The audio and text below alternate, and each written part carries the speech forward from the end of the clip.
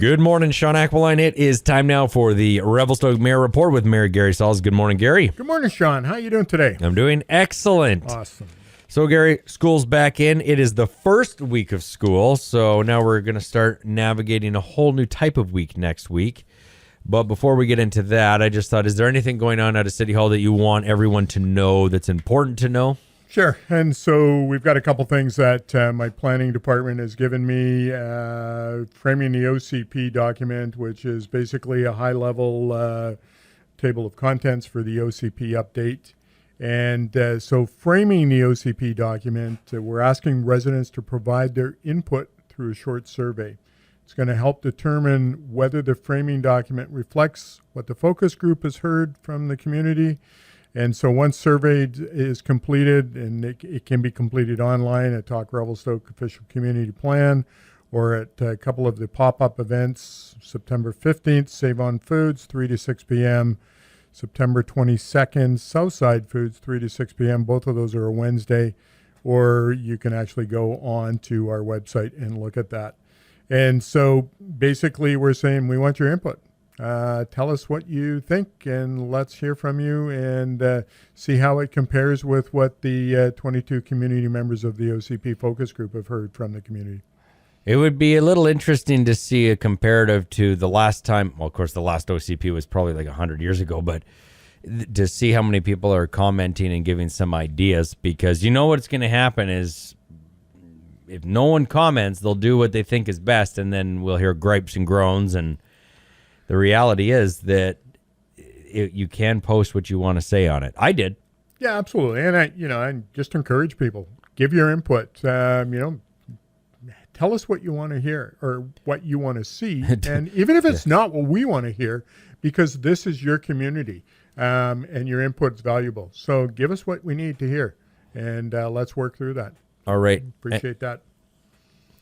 There was some short-term rental stuff that we were talking about briefly before, and it was about living quarters and the rotation of it, meaning living in the basement suite or the lower suite, and then renting out the main floor of the home or whatever, the majority of the house. That was something that was on topic of probably not going to be approved, or not something that was, well, how do you police it? But it was something that the city was going to go no.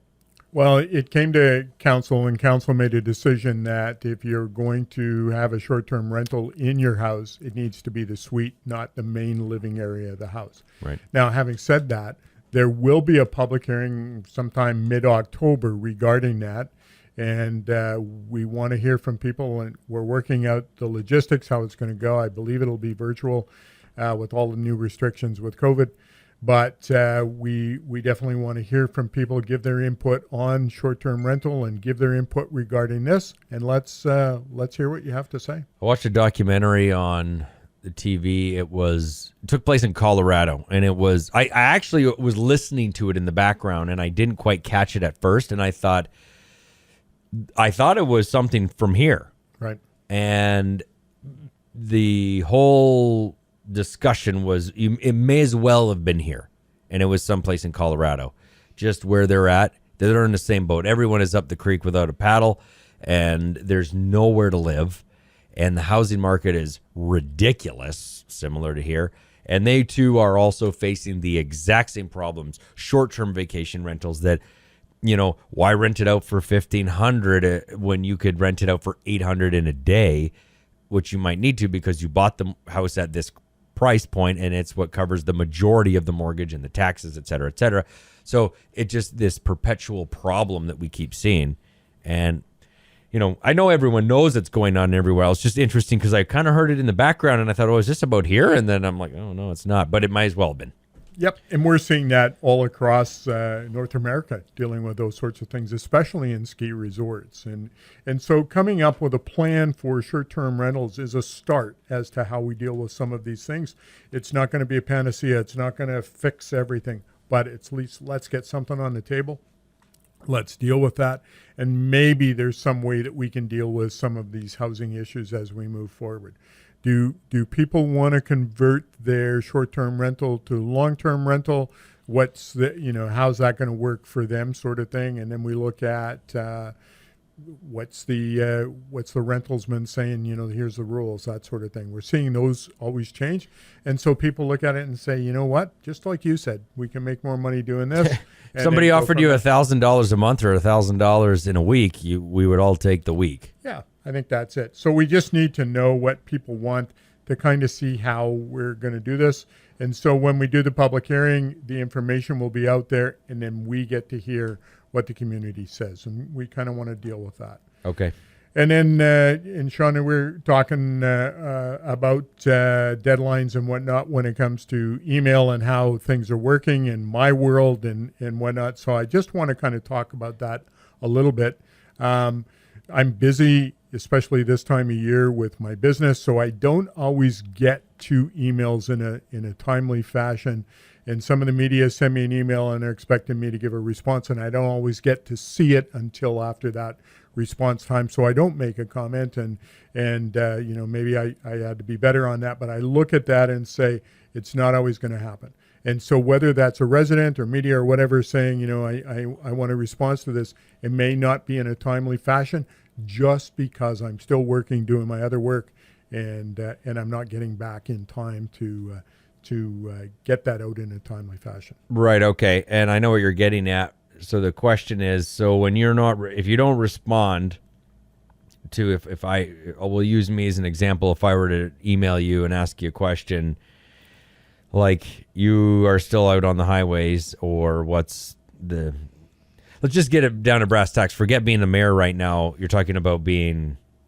I'm being a funeral director. I'm doing my work. That takes precedence in that situation, and I have to deal with that. And I just don't get to the other stuff in it always in a timely fashion, and that's just the way it is. Can I ask you a personal question? Sure.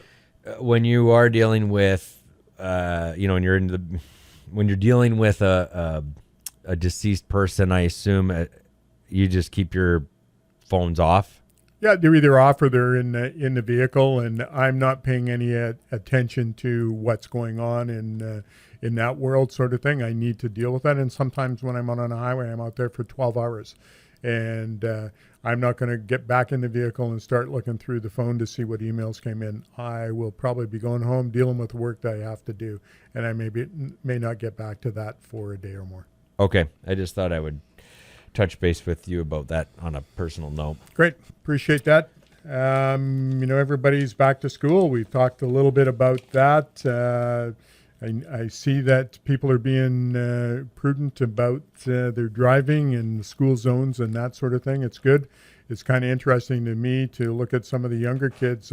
I can't remember the age that I started riding a bike, but it's probably 6, and I'm looking at these kids 3 and 4 meandering up the street with a backpack on and going to preschool or something, and I'm going like, whoa, they're a going concern. So we just need to be mindful that those kids are out there. They are out there, and they're getting more energetic. Look at little Rocco on his little dirt bike. He's like, they're pretty good. So yeah, good reminder. Also, I know that some things are changing come Monday, and I'm sure more than half the town are not tickled pink about it, but these are the policies that are going to be implemented, and city staff have no choice to follow them. So when you go to the pools, pretty much what I'm getting at. I mean, like, who goes to City Hall? Like, how often do you go there, right? Like, what the hell for? Once a year to pay taxes. To pay taxes, yeah, exactly. So basically, I'm talking about the aquatic center where we generally take our kids. Our rec facilities. Yeah.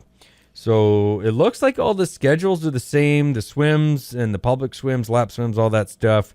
But yeah, I guess it is what it is. It's all it is. It is what it is. Yep. And so, we have to follow the rules. We're mandated to do that. And so we'll be following the rules and that sort of thing. We'll put information out on our websites and how to deal with that and go from there. That's okay, great.